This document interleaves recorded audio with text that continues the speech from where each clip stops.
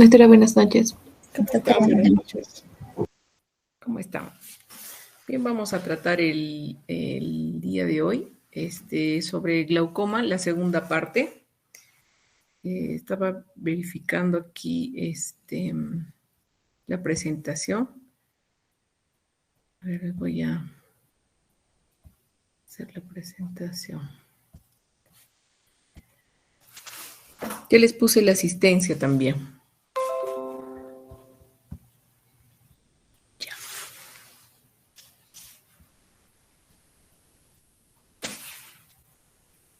Ya. Bien, el tema que tratamos la sesión anterior era glaucoma, la primera parte, sobre todo la parte de fisiología, fisiopatología y cómo es que se presenta esta entidad, cómo se producía la neuropatía óptica y bueno, tratamos la primera parte que eran glaucomas primarios, ¿no? En esta segunda parte vamos a ver lo que son glaucomas secundarios, tipos de tratamiento y al final hay un video sobre glaucoma, ¿ya? Entonces, tenemos el glaucoma de ángulo abierto. Según el lugar de obstrucción del drenaje, podría ser pretrabecular, es decir, una situación o una circunstancia que impide el drenaje normal del humor acuoso antes de la malla trabecular. Esto se produce porque hay algún organismo que impide el normal drenaje a través de la malla trabecular. Puede ser un tejido fibrovascular, como son los vasos nuevos, neovasos, proliferación de membranas, puede ser depósitos de pigmento, puede ser proliferación membranosa celular epitelial, puede ser material pseudoexfoliativo. Por ejemplo, en el caso de glaucoma neovascular, la frecuencia es de 3.9%, más frecuente en pacientes con retinopatía diabética. ¿Por qué se produce esto? Porque hay un crecimiento de membrana fibrovascular, formación de nuevos vasos a nivel del ángulo camerular. Esto por estímulo angiogénico, ya sea por inflamación o porque hay zonas de isquemia, ¿no? ¿Cómo se produce? ¿Cómo es la fisiopatología? Puede haber isquemia retiniana o coroidea debido a la alteración vascular que se genera en los pacientes diabéticos. Puede haber esta isquemia y secundariamente hay el estímulo del factor de crecimiento endotelial vascular. Se forman nuevos vasos anormales sin adventicia y con el endotelio vascular fenestrado. Y estos vasos generalmente están distribuidos a nivel del iris. Cuando nosotros lo podemos ver a través de la lámpara de hendidura, estos vasos, sobre el iris, como una alfombra tapizando toda la superficie del iris, se llama rubeosis iridis. Este tejido conectivo está asociado con fibroblastos, miofibroblastos, y crecen detrás del iris para avanzar hacia el ribete pupilar, es decir, hacia la pupila, sobre la superficie del iris y finalmente hacia el ángulo camerular. ¿En qué casos vemos esta presencia de nuevos vasos? En la enfermedad vascular ocular, por obstrucción de una vena o de una arteria central de la retina. En consecuencia se produce una isquemia y como respuesta a esta isquemia hay un estímulo de nueva formación de vasos. Por obstrucción de una rama venosa, con el mismo mecanismo, en el caso de retinopatía diabética, en casos de drepanocitosis, presencia de hemangioma coroidea en la enfermedad de Sturge-Weber, en presencia de angiomas retinianos, presencia de vasculitis sifilítica o algún tipo de vasculopatía exudativa, en enfermedades vasculares extraoculares, como por ejemplo casos de fístula carótida cavernosa, en casos de arteritis de células gigantes, en arteriosclerosis carotídea, en presencia de tumores oculares como el retinoblastoma, en melanomas, carcinomas metastásicos, en casos de uveitis o endoftalmitis, la imagen de rubiosis iridis es inconfundible, ¿no? Aquí está la presencia de vasos que se encuentran sobre el iris. Estos van avanzando desde la pupila hacia el ángulo camerular, ¿no? Y a su vez también a nivel del ángulo camerular hacia la pupila, ¿no? Con frecuencia, digamos, se producen midriasis o miosis y se rompen estos vasos ocasionando ifemas, ¿no? Ya sea de primer grado, segundo grado, por el sangrado y la formación de coágulos que van cayendo dentro de la cámara anterior, ¿no? Estos mismos vasos van a tapizar el ángulo eh, eh, iridocamerular, el ángulo iridocorneal, perdón, de esta manera. Esta es una imagen de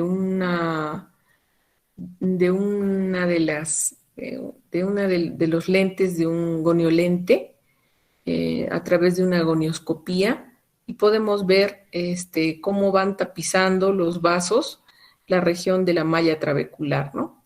Y de esta manera se constituye un obstáculo para que el humor acuoso pueda drenar, ¿no?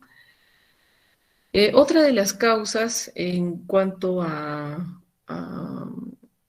glaucomas secundarios se producen por alteraciones a nivel de cristalino, ya sea en su posición o a nivel de su misma estructura. En el caso del síndrome de Marfan, el glaucoma puede resultar de la dislocación del cristalino y la afaquia quirúrgica. ¿Cómo así? En el síndrome de Marfan hay una laxitud exagerada a nivel de la región zonular, y lo cual produce luxaciones del cristalino hacia cámara anterior o cámara posterior, seguidos de desprendimiento de retina. Es común que el paciente con síndrome de Marfan venga por pérdida súbita de la visión, ya que el cristalino se ha movido de su lugar anatómico, lo que llamamos como ectopía lentis. Esto sucede más frecuentemente entre la cuarta y quinta décadas de la vida en este tipo de pacientes, ¿no?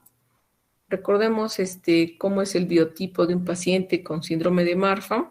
Es un paciente bastante adelgazado, con laxitud a nivel de sus articulaciones, laxitud exagerada a nivel de sus articulaciones. Tiene una característica que tiene un biotipo bastante adelgazado, es una persona alta generalmente, con la longitud de miembros superiores bastante mayor, ¿no? En esta imagen que vemos de la cámara anterior, vemos cómo las fibras zonulares, por ejemplo, están distendidas y están alargadas, lo cual permite la movilidad irregular del cristalino a nivel de la cámara posterior, ¿no? Por ejemplo, este paciente está con midriasis y vemos acá las radiculaciones de la región zonular, ¿no? Que están sosteniendo el cristalino, sin que inclusive pueda estar opaco o pueda tener alguna patología en cuanto a su transparencia. El problema es la luxación, ¿no? Que está generando este síndrome, ¿no? Y al tener esta luxación, al ponerse por delante del iris, ocasiona un cierre del ángulo camerular, lo cual dificulta el drenaje normal del humor acuoso y por ende el aumento de la presión intraocular, ¿no? Otro de las causas de glaucoma secundario es el glaucoma facolítico.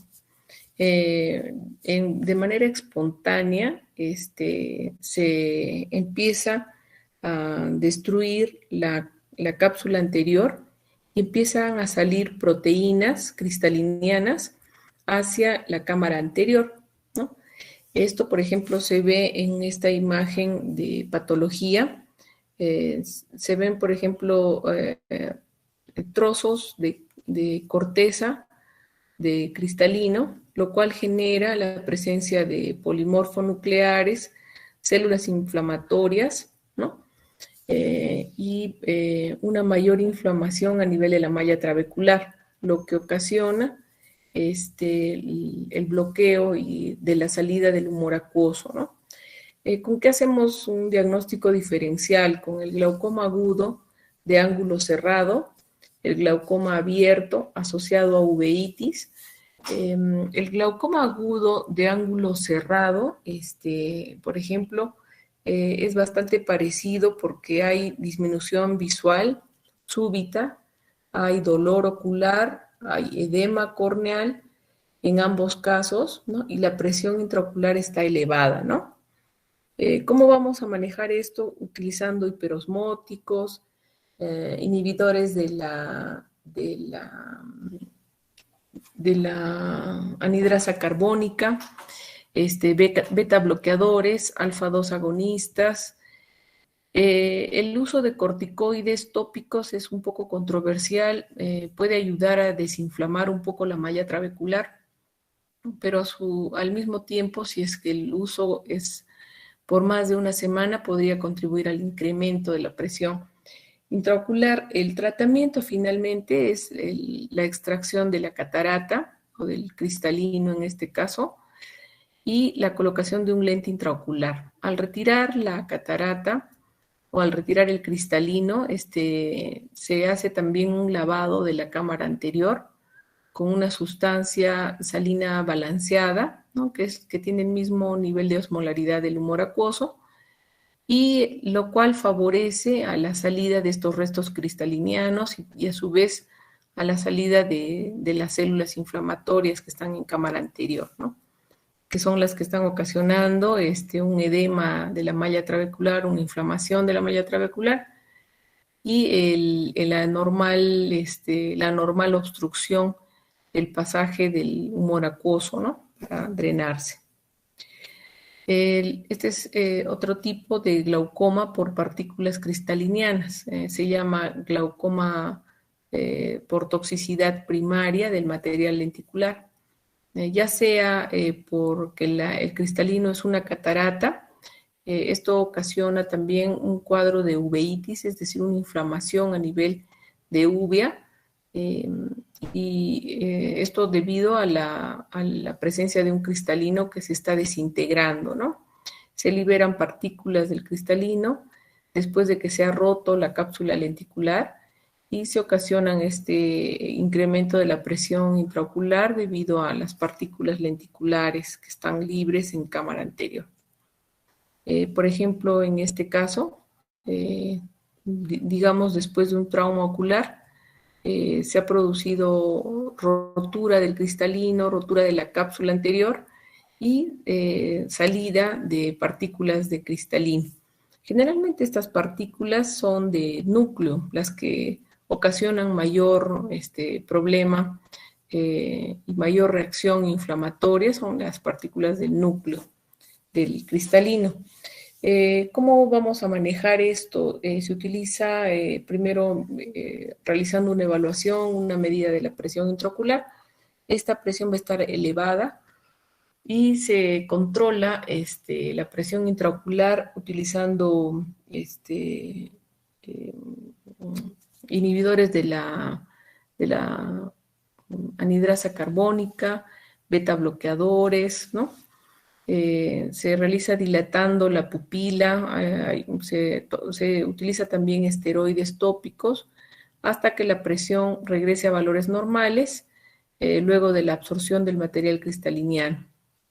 Se puede remover quirúrgicamente el material cristaliniano e inclusive hacer una vitrectomía, es decir, una absorción de la sustancia vítrea que está en cámara posterior para lograr disminuir un poco la presión intraocular, ¿no? El cuarto tipo es una facoanafilaxis. Esto es por disrupción de la cápsula lenticular también, cuando por ejemplo se retira la catarata y han quedado restos del cristalino, lo que ocasiona una especie de anafilaxia dentro del globo ocular. Esto también puede producirse luego de un trauma penetrante, ¿no? A veces hay traumas oculares o el ingreso o la fractura del cristalino por el ingreso de algún cuerpo extraño, ya sea metálico o no. Y al producirse esto, genera la liberación de partículas del cristalino, ¿no? Lo cual produce una anafilaxis en cámara anterior. Este material lenticular debe ser retirado, especialmente esto es el núcleo, como les había dicho, y este núcleo a veces es retenido a nivel del vítreo, ¿no? En la porción, en el polo posterior. Entonces se tiene que ingresar hacia polo posterior y tratar de absorber la mayor cantidad de estos restos para evitar una reacción granulomatosa. Esta reacción granulomatosa se va a centrar sobre el material lenticular que está causando esta reacción inflamatoria exagerada, ¿no? ¿Cómo es que se produce este mecanismo? Hay la presencia de células como los polimorfonucleares, las células linfoides, células gigantes alrededor del nido del material lenticular. Esto se puede ver por una muestra que se adquiere de vítreo y el mecanismo de cómo se produce el glaucoma es por acumulación de estas células a nivel de la malla trabecular.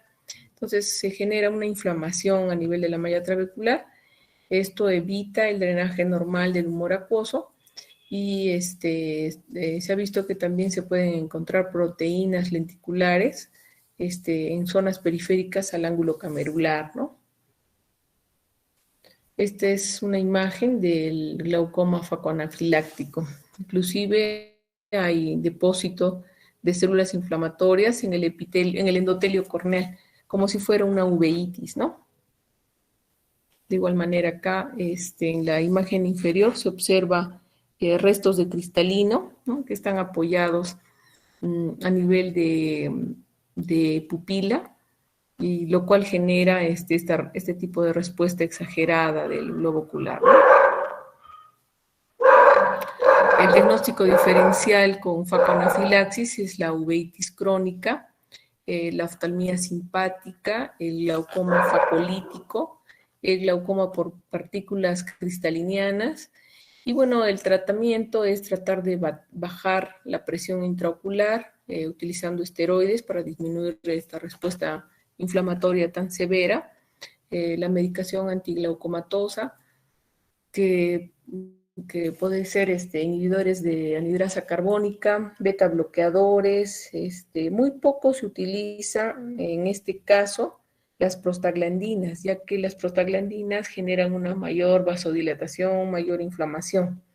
Entonces, en este caso están contraindicadas las prostaglandinas. Y bueno, finalmente la remoción del material cristaliniano que está ocasionando esta respuesta inflamatoria, ¿no? Esta anafilaxis. El glaucoma facomórfico es un glaucoma también producido por el cristalino, porque el cristalino está intumescente y el diámetro antero-posterior del cristalino ha crecido y ha avanzado tanto que está empujando el iris hacia adelante, ocasionando un cierre del ángulo camerular.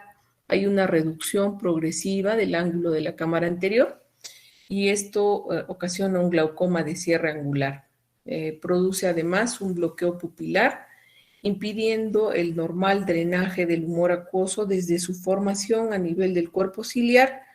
Drena hacia la cámara anterior a través de la pupila, pero al haber este bloqueo pupilar, impide el normal flujo del humor acuoso. Entonces, este flujo y esta nueva formación del humor acuoso se va hacia atrás, hacia el polo posterior, hacia la zona anterior del vítreo y genera un incremento de la presión intraocular, ¿no? Al producir este bloqueo pupilar desplaza anteriormente el diafragma irido-lenticular, lo que ocasiona el cierre, ¿no? de la región camerular.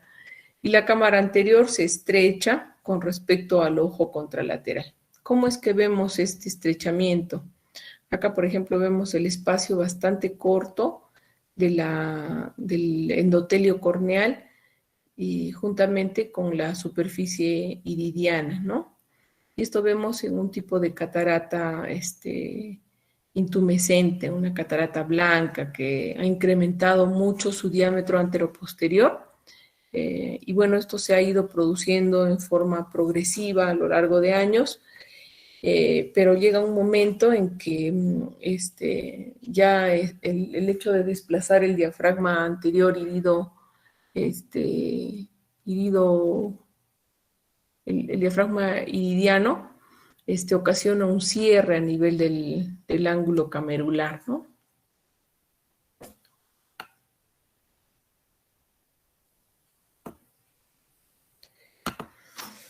Este es el mismo glaucoma facomórfico. Vemos acá cómo el cristalino se ha puesto intumescente, está bastante opaco, y cómo ha ido cerrando la cámara anterior, ¿no?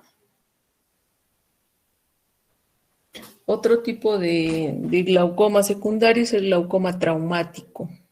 Al producirse, por ejemplo, un golpe a nivel de globo ocular, sobre todo en pacientes mayores, se produce la disrupción a nivel de la región zonular, se rompe la zónula, dando paso a la luxación anterior del cristalino, ¿no? Entonces el cristalino ha pasado a la parte anterior, a la cámara anterior, y esto ocasiona una respuesta inflamatoria, porque también hay pérdida de células inflamatorias, como hemos visto antes, y también hay, por cambio de posición, hay un cierre a nivel de la cámara anterior, ¿no? Recordemos que detrás del cristalino está el humor vítreo, que también está un poco a presión. Entonces, al haber este desplazamiento del cristalino hacia adelante, hacia la cámara anterior, ocasiona también la atracción y el movimiento del vítreo, el humor vítreo empujando el cristalino, ¿no? Y lo cual ocasiona el cierre de la región camerular, ¿no? Otro de los factores y las causas de glaucoma secundario es el glaucoma pigmentario. Este glaucoma es de ángulo abierto, es ocasionado por un síndrome de dispersión pigmentaria. La presencia del pigmento que se produce está en el endotelio corneal y se deposita en forma de uso llamado el uso de Krukenberg. Vamos a ver en estas imágenes dónde se forma esta imagen, ¿no? El uso de Krukenberg. Acá, por ejemplo, en esta imagen vemos esta línea pigmentada, ¿no? A nivel del ángulo camerular, que se encuentra tapando, digamos, la malla trabecular, ¿no? El uso de Krukenberg se observa a nivel del endotelio. Miren acá esta línea que se encuentra sobre la superficie endotelial, en la cara interna de la córnea, ¿no? Y donde se ve también el punteado pigmentario, ¿no? A nivel de la superficie del endotelio corneal. Lo que vamos a ver también en este caso, haciendo una retroiluminación, es la pérdida de pigmentación a nivel de la periferia, ¿no? Esto se logra hacer con una iluminación directa, y el reflejo rojo de la retina rebota hacia adelante en la parte posterior del iris, ¿no? En esta zona se observa que está habiendo una pérdida de pigmentación a nivel periférico, ¿no? Esa pigmentación probablemente está cayendo a nivel de la malla trabecular, lo cual está generando inflamación, y también, por otro lado, el mismo mecanismo de producir el cierre, ¿no? El hecho de que esté depositándose estos restos pigmentarios a nivel del ángulo camerular. Y seguidamente vemos acá el nervio óptico, cómo se está alterando debido al incremento de la presión intraocular, ¿no?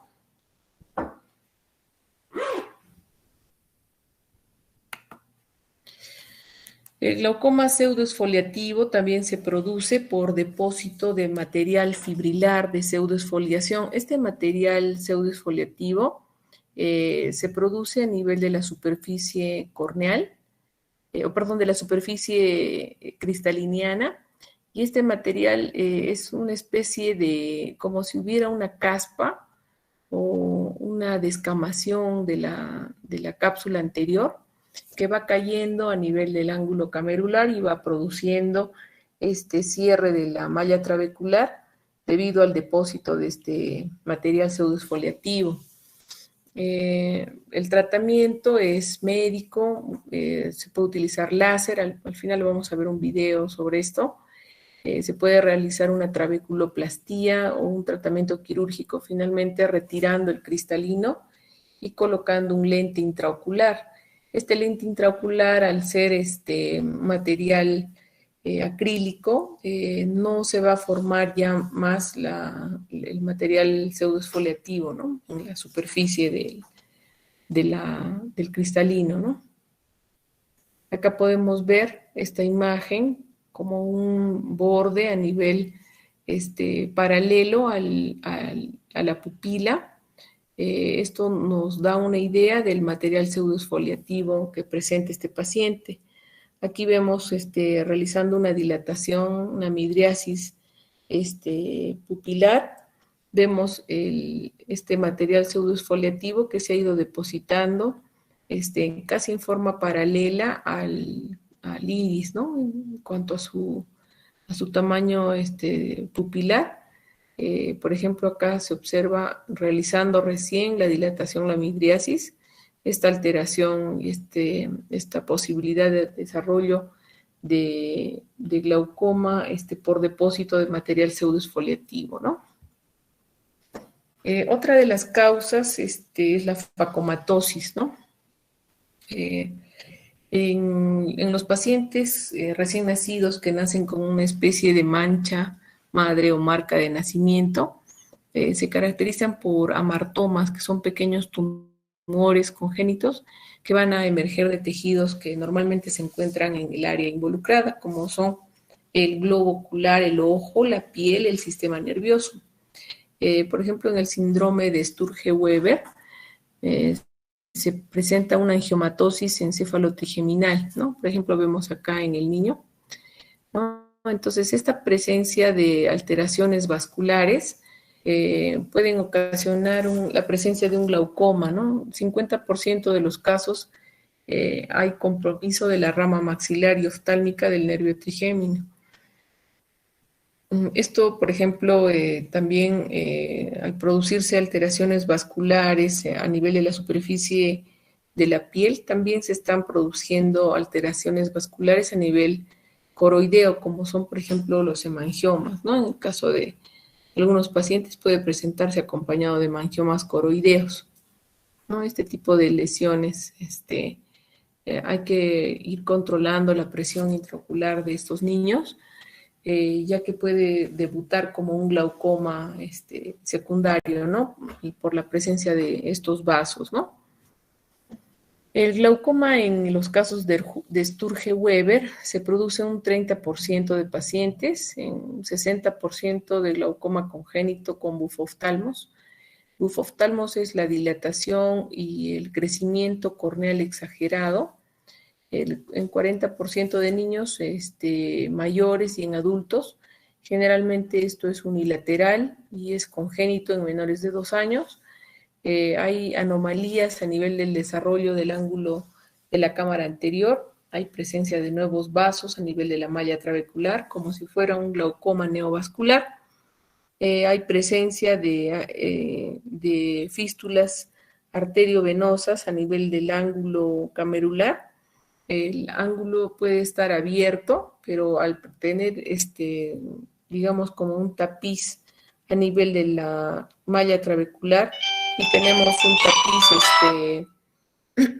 perdón, tenemos un tapiz de nuevos vasos que están sellando el ángulo camerular, impiden el normal drenaje del humor acuoso, ¿no?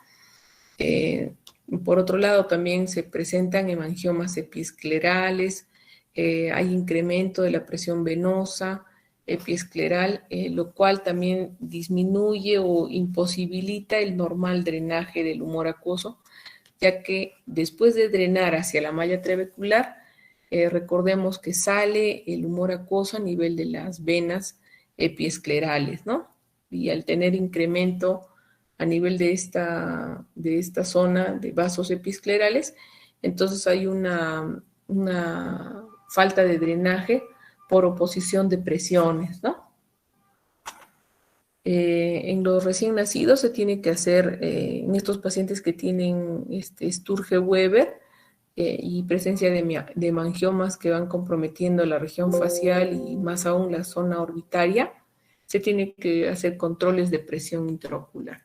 Generalmente se los ceda a los pacientes y ellos pueden colaborar porque también el hecho de que no colaboren y haya un llanto desmedido también incrementa la presión intraocular, pero es momentánea nada más, ¿no? ¿Cómo se utiliza el tratamiento en estos casos? Se le realiza terapia médica, hay que aplicarle gotas, ¿no? En la mañana, en la tarde, a veces mañana y noche del tratamiento, ¿no? Se les hace trabeculectomía, que está asociada a efusión coroidal intraoperatoria.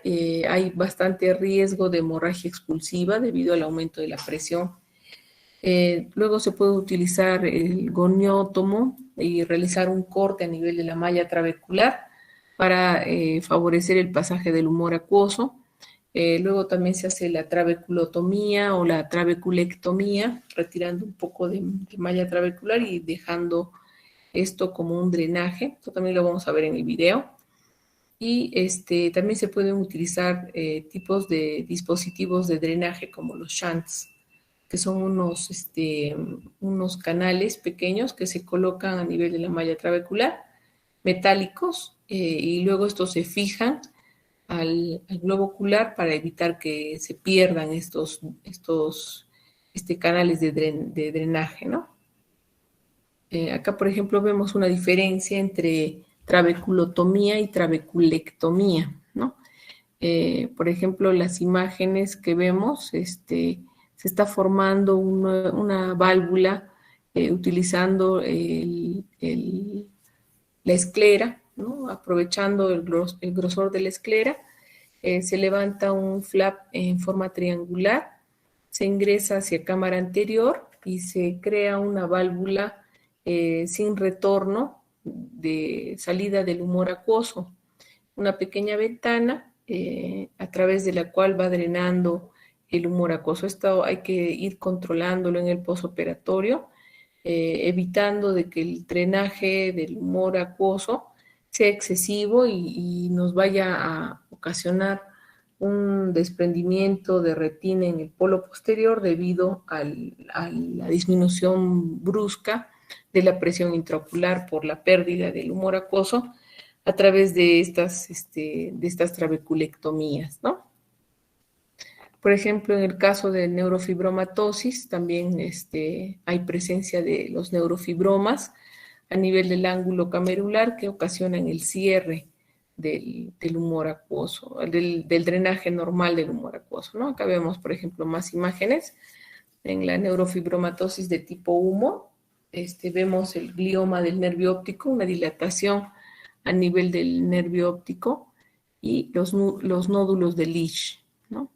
Que se encuentran encima de la pupila, del iris, ¿no?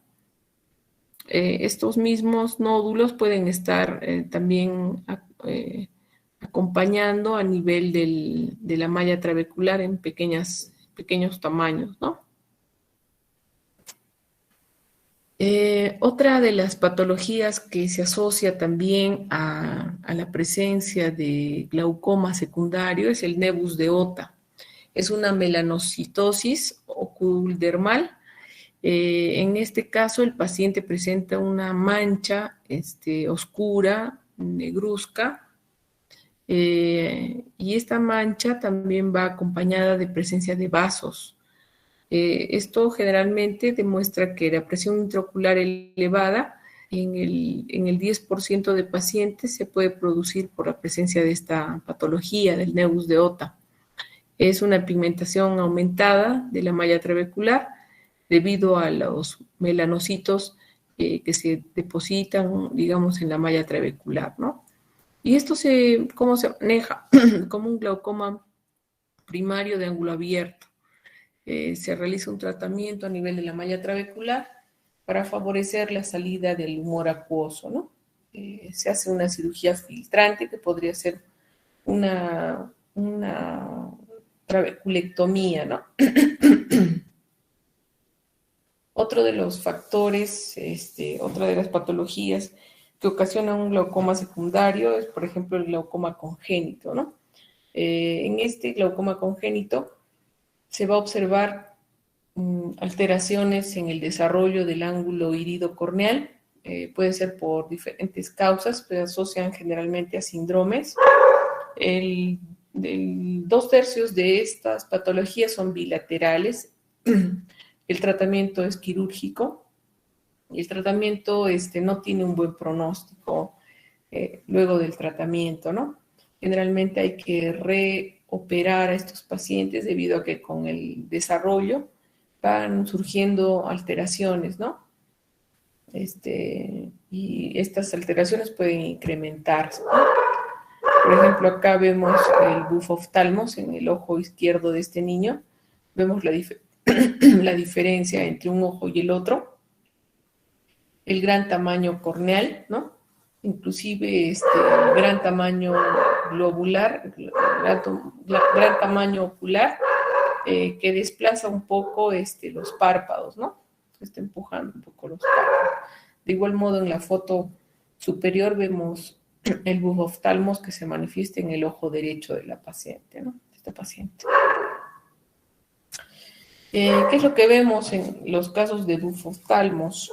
Vemos, por ejemplo, un niño con bastante sensibilidad a la luz, el lagrimeo es permanente, hay edema e hinchazón a nivel de la córnea de manera súbita. Esto es debido a que se producen las estrías de Haps, ¿no? Son estas roturas a nivel de la córnea por el aumento de la presión intraocular, ¿no?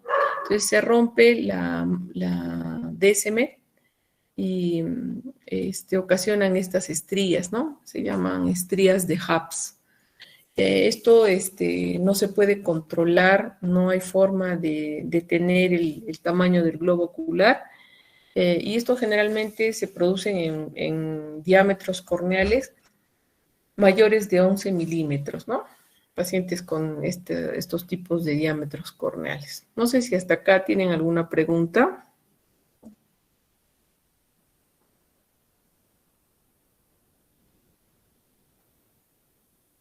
¿Tienen alguna pregunta, doctores?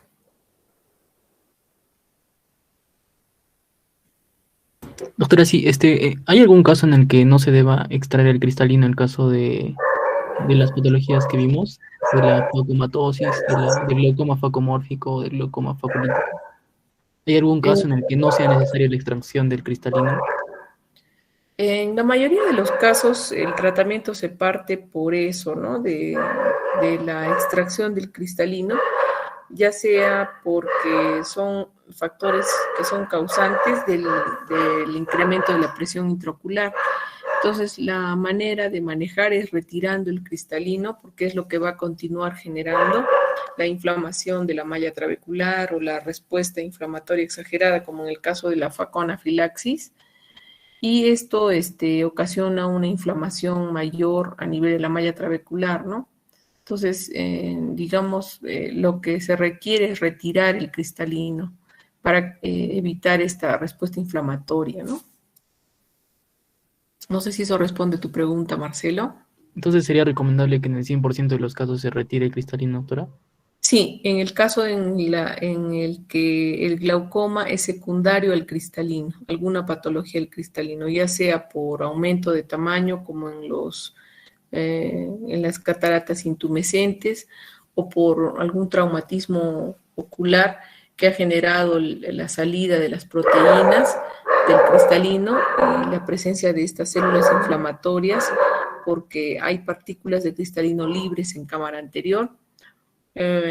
O también puede ser la presencia de cristalino, de restos de corteza o de núcleo luego de una cirugía de catarata, ¿no? Por ejemplo, a veces quedan algunos restos y durante la cirugía no se ha logrado ver y bueno, se ocasiona una inflamación a nivel de la malla trabecular cuando existen estos restos cristalinianos flotando en cámara anterior, ¿no? Bien, doctora, gracias. Ya listo, gracias a ti, Marcelo. ¿Alguien más tiene alguna pregunta? Doctora, disculpe, y para diferenciar una facomatosis de un síndrome de Sturge-Weber.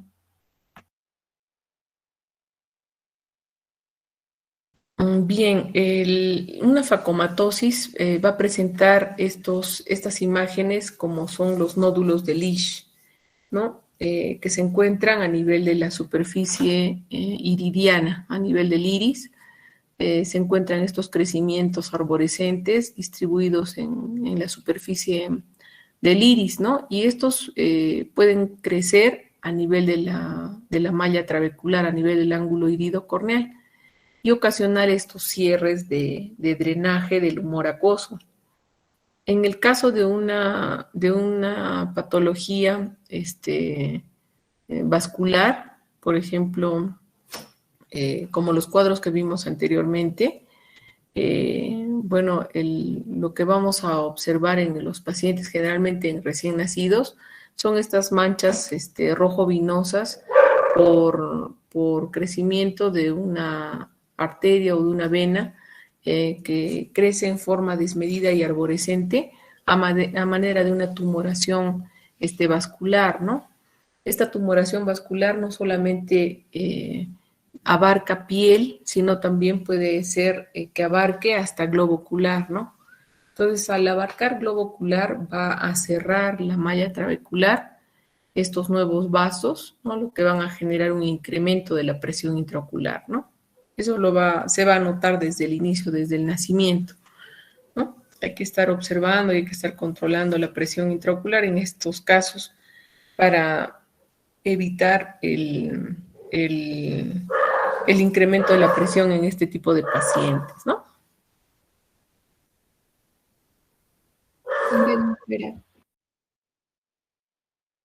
¿Alguien más tiene alguna pregunta?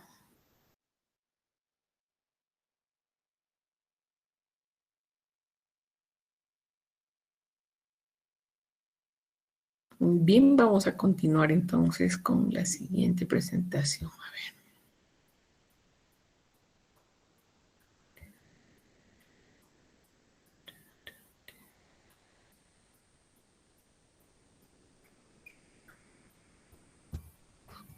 En cuanto a la terapéutica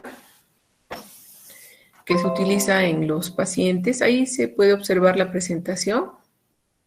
Sí, doctora, sí se ve. Ya. Bueno, estos son los grados de glaucoma. Estas son las alteraciones a nivel del nervio óptico y las imágenes de fondo de ojo en los casos en los cuales tenemos pacientes normales con un inicio de glaucoma y con glaucomas avanzados, ¿no? Dentro del tratamiento, lo importante es actuar a nivel de la presión intraocular. La terapia va dirigida a eso, a tratar de bajar la presión intraocular, porque gracias a este incremento de la presión intraocular se están produciendo neuropatías de tipo destructivas, ¿no? A nivel del nervio óptico. Esta destrucción a nivel del nervio óptico es irreversible, a pesar de que hubiera el tratamiento. Y el tratamiento puede ser farmacológico, puede ser láser o quirúrgico, o a veces hasta los 3 tipos, ¿no? ¿Cómo se utiliza el tratamiento? Cuando la patología aparece de manera brusca, se puede utilizar manitol al 20%, 20 gramos en 100 centímetros cúbicos, 1 gramo por kilo de peso. También se puede utilizar glicerina como solución osmótica. Se tiene una solución viscosa, 1 centímetro por kilo de peso. Se puede tomar vía oral. El problema está en los pacientes diabéticos, ¿no? No se les puede administrar esta sustancia, la glicerina, como parte de tratamiento, ¿no? Solamente podría ser de manera urgente, ¿no? Hay que tener en cuenta que los pacientes con presión alta aumentan su espacio a nivel del volumen intravascular. Entonces hay que tener en cuenta esto en el momento de colocar, por ejemplo, un manitol, ¿no? Sin sobrecargar los volúmenes para el corazón, ¿no? El tratamiento con láser se puede utilizar de 3 tipos. Se hace trabeculoplastía con láser, láser argón. Esto es para liberar la malla trabecular y producir una apertura a nivel de estos glaucomas primarios de ángulo abierto y por ejemplo, en el caso de glaucomas pigmentarios, en el caso de glaucomas pseudoexfoliativos, se coloca este tipo de láser, argón, y de esta manera se sacude la malla trabecular y se logra la apertura, ¿no? A nivel de la malla trabecular, ¿no?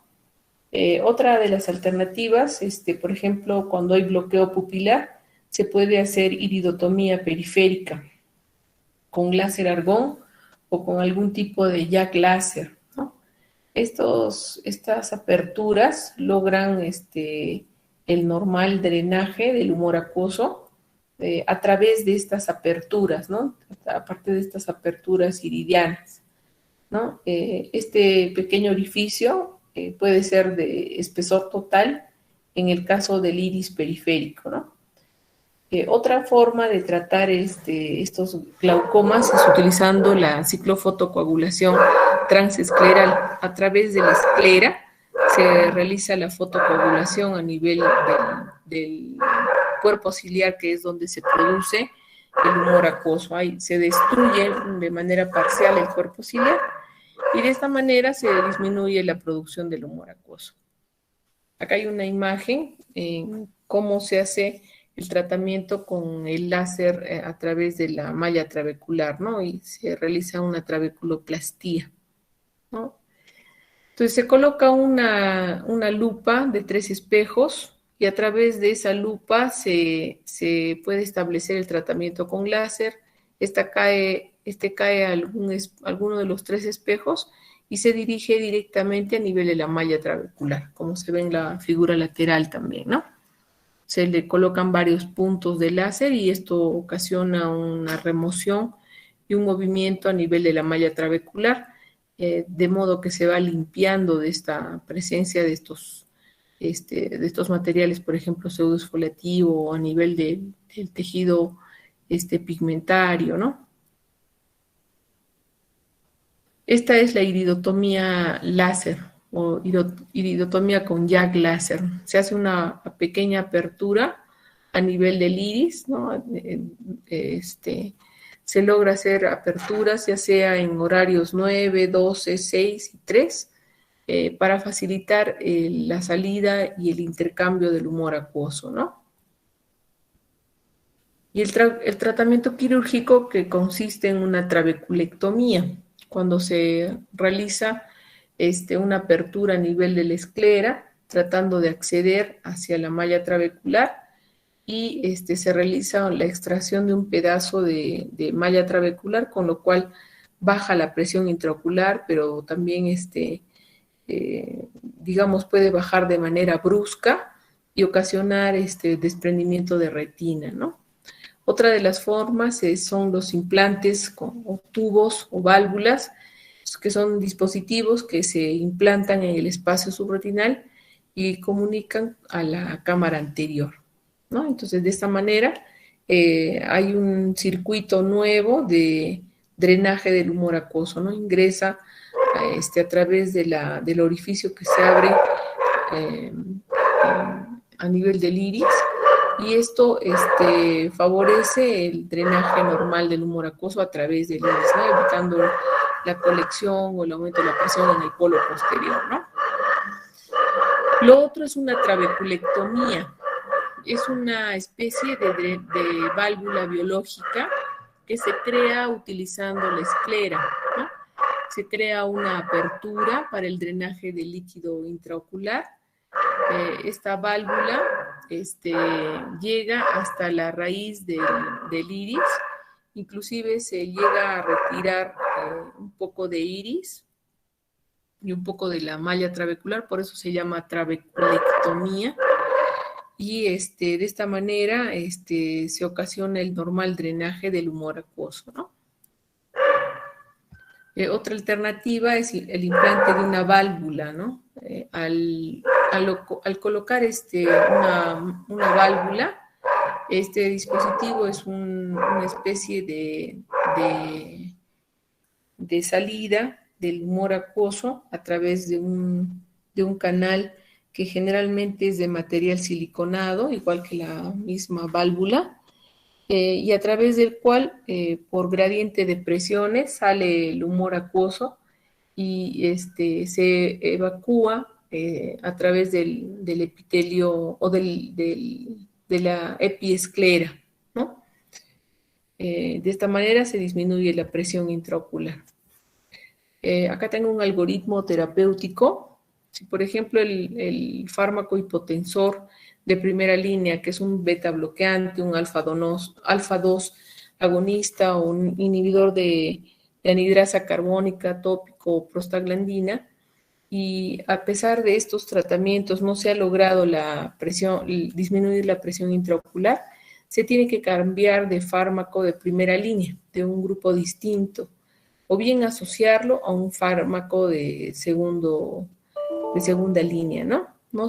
Si no se consigue la presión intraocular deseada, dependiendo de la edad y del estado del nervio óptico, se tiene que realizar un TLA, ¿no? Que esto se coloca láser a nivel de la malla trabecular, ¿no? Y finalmente, si es que todo ello ha fallado, entonces se recurre a la trabeculectomía. Esta es una imagen de cómo es que se ve las variaciones y las alteraciones a nivel del nervio óptico y el campo visual, cómo es que se va perdiendo la visión en este tipo de pacientes, ¿no? En un paciente normal se observa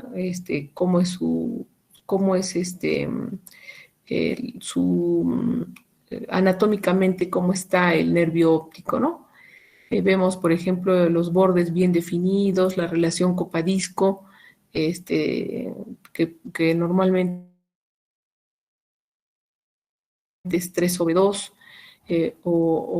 medido en milímetros, es de 0.4, 0.5. En una fase temprana, cómo es que se va alterando inclusive el campo visual, ¿no? Se ve un escotoma, ¿no? Arqueado, se llama escotoma arcuato o arqueado, ¿no? En la fase temprana. En la fase avanzada, cómo es que la palidez del nervio es mayor, y ya estamos hablando de un 0.7, un 0.8, ¿no? El campo visual, la imagen del medio, que es un círculo dividido en 4 cuadrantes, cómo se va perdiendo la imagen del campo visual, ¿no? Y en la imagen de la fotografía vemos que solamente el paciente tiene una mirada tubular, ¿no? En la fase avanzada. Y en la fase terminal es cuando el paciente ya no ve nada, es un campo oscuro. Muchas veces este tipo de pacientes presentan dolor. O sea, es una presencia es una fase ya terminal en la cual el paciente está teniendo un ojo ciego y además doloroso, ¿no? Los síntomas en el glaucoma primario de ángulo cerrado: el paciente presenta dolor severo en el ojo, hay cefalea, hay náuseas, hay vómito, la pupila está dilatada de manera moderada y es reactiva a la luz, ¿no? El paciente está con el ojo rojo, está con visión borrosa, que refiere que por momentos tiene visión de halo de colores, como un halo de luces, ¿no? En el glaucoma secundario existe otra enfermedad que lo va a originar, como hemos visto, ¿no?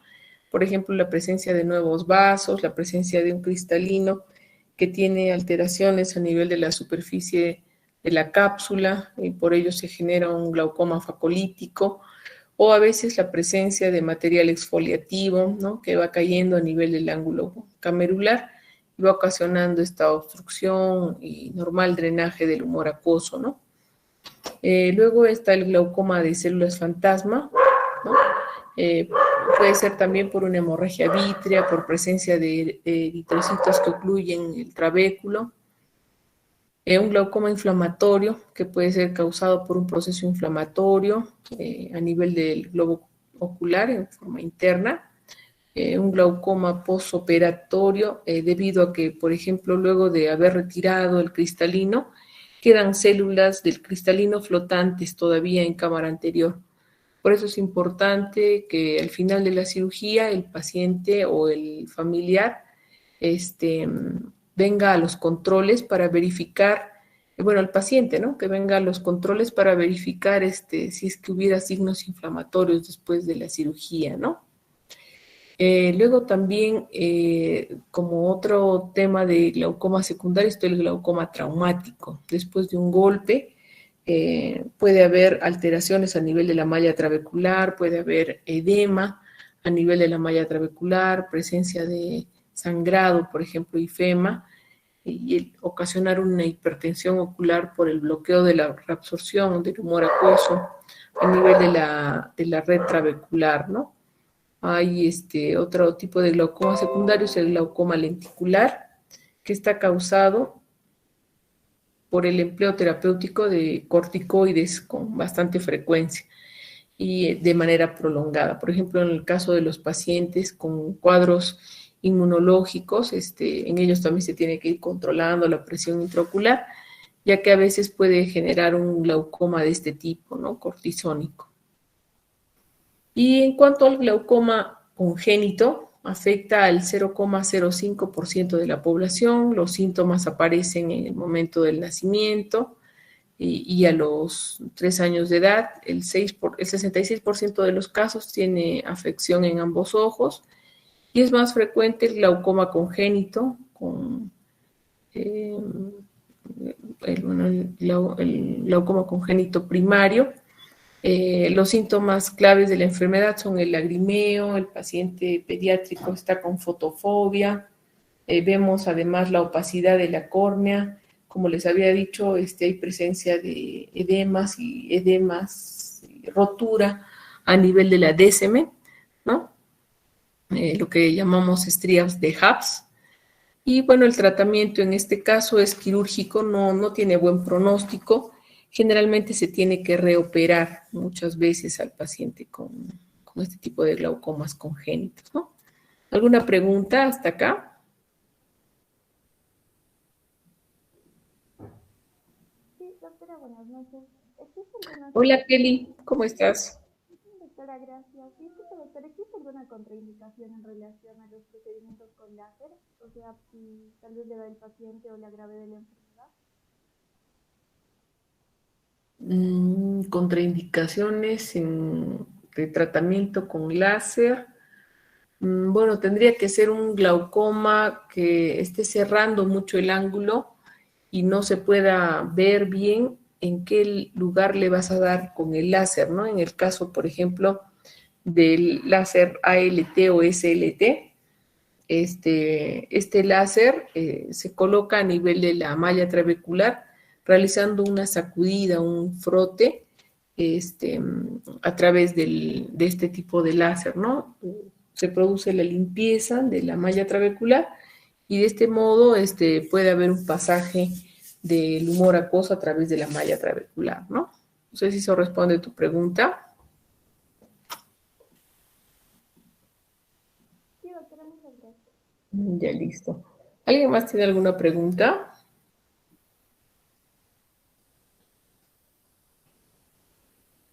Bien, entonces al no haber más preguntas, vamos a pasar a la parte del video.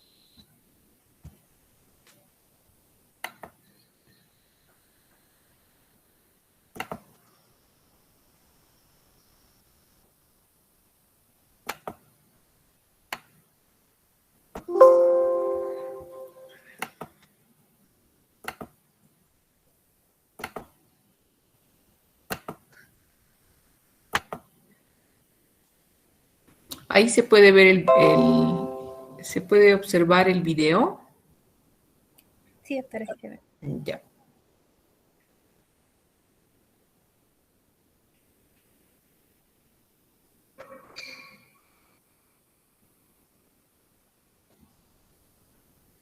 El cirujano realizará una cirugía de glaucoma para fijar problemas de drenaje en el ojo debido a la alta presión intraocular.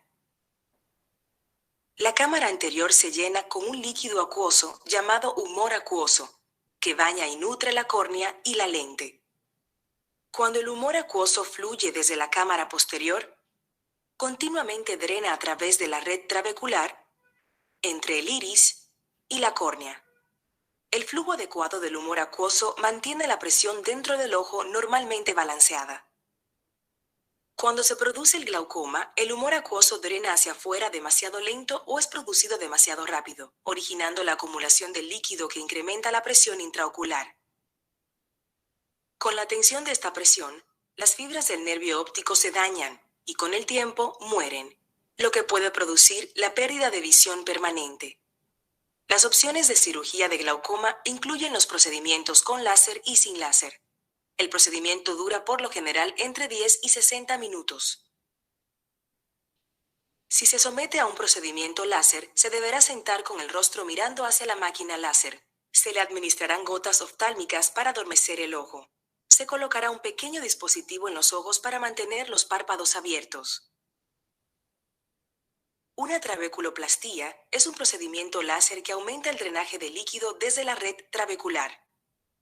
Durante una trabeculoplastía láser, el médico usará una lente de contacto especial, sostenida sobre el frente del ojo para enfocar un rayo de luz láser en la red trabecular.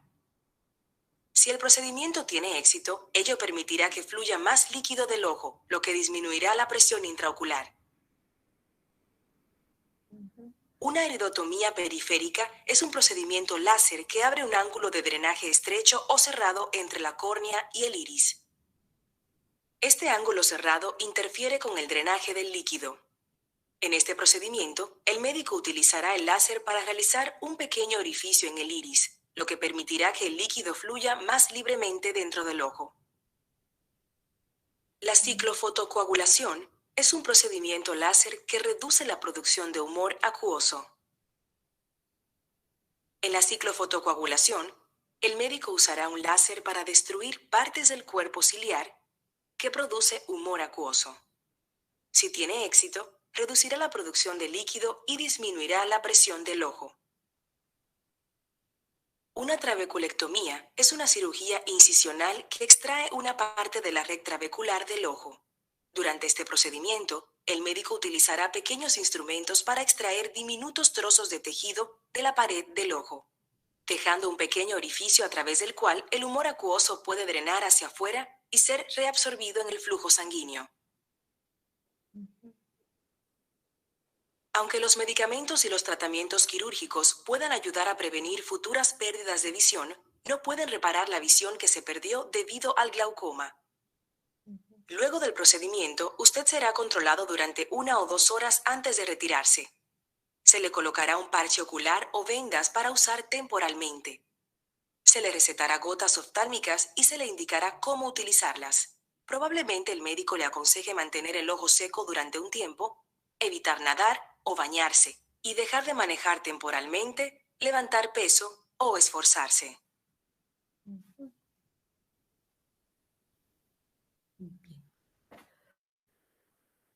Bien, este ha sido el video de los tipos de tratamiento de glaucoma. No sé si ustedes tienen alguna pregunta.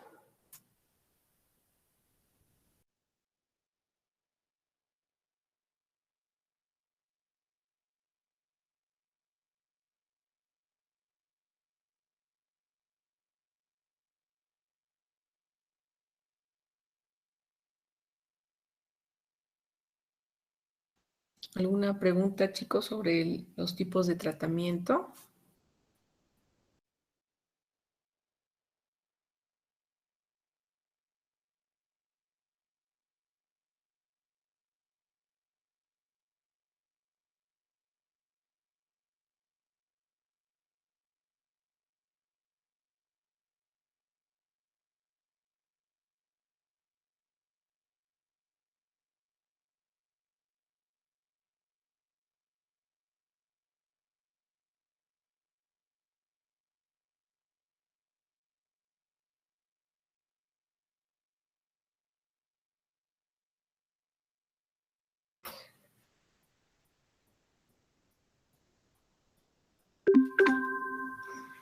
Bien, chicos, si es que no hay ninguna otra pregunta, entonces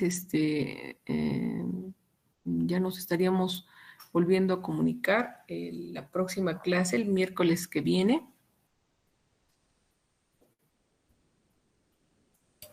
Sí, doctora.